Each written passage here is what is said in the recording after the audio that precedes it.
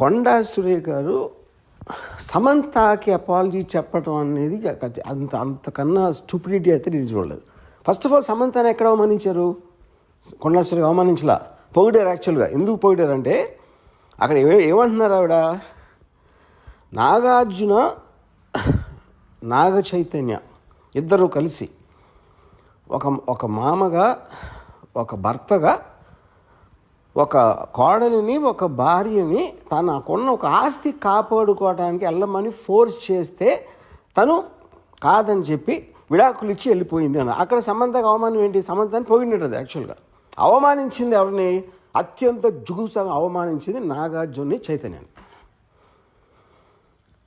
అసలు దాని టాపిక్ ఎత్తట్లా, దాని గురించి ఇంతవరకు మాట్లాడలేదు ఎవరు. సో ఇప్పుడు ఇలాంటిది చెప్పడం కన్నా అంటే అక్కినేని కుటుంబం అంత ఉన్న హుందాతనం, వాళ్ళకున్న extraordinary reputation, most dignified and reputed, అది ఒకసారి పక్కన పెట్టి ఏ ఇంట్లో అయినా ఒక మామని భర్తని ఇలాంటి ఆరోపణ నేనైతే నా జీవితంలో ఏం లేదు ఇలాంటిది.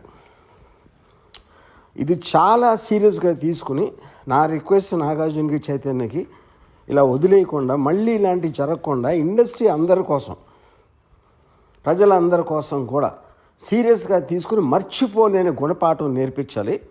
దీనికి తప్పిస్తే మన దగ్గర వేరే మార్గం లేదు. ఇలాంటిది మళ్ళీ జరగకుండా చూడాలి. అనుకోకుండా నా నోటు నుంచి జరగడం జరిగింది. ఆ తర్వాత వారి ట్వీట్ చూసిన తర్వాత నేను కూడా చాలా బాధపడ్డాను. ఎందుకంటే ఏ విషయంలో నేనైతే బాధపడతా ఉన్నానో ఆ విషయంలో నేను ఇంకొకరిని నొప్పించాను అని తెలిసి రాత్రి వెంటనే మరి దాన్ని వెనక్కి తీసుకుంటూ నేను ట్వీట్ చేయడం జరిగింది. కాబట్టి నాకు జరిగిన అవమానం నేను